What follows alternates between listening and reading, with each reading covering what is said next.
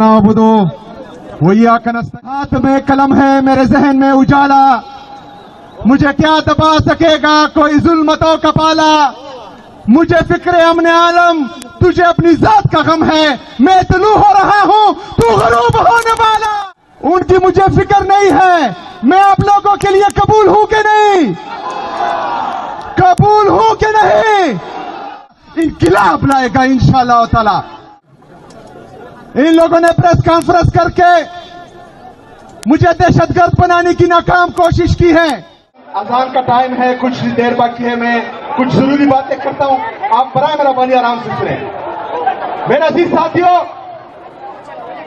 آپ کے توسط سے پورے پاکستان کو یہ پیغام دینا چاہ رہا ہوں کہ میں عمران خان کے ویژن کے مطابق انشاءاللہ تعالی تمام اقدامات کروں گا۔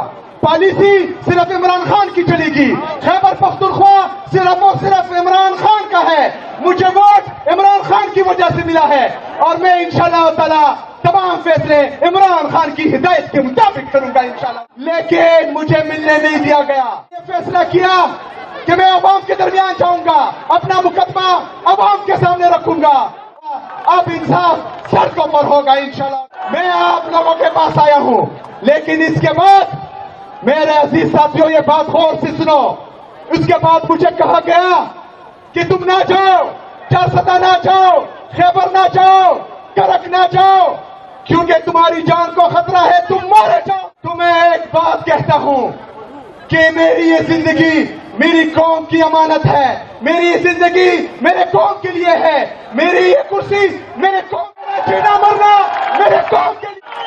ہم عمران خان کے وہ سپاہی ہیں جو تاریخ راہوں میں مارے جاتے ہیں اور تمغے کسی اور کو دیے جاتے ہیں، ہمیں نہ مرنے کا خوف ہے نہ تمغوں کی لالچ ہے، انشاءاللہ تعالی عمران خان کے لیے جیئیں گے۔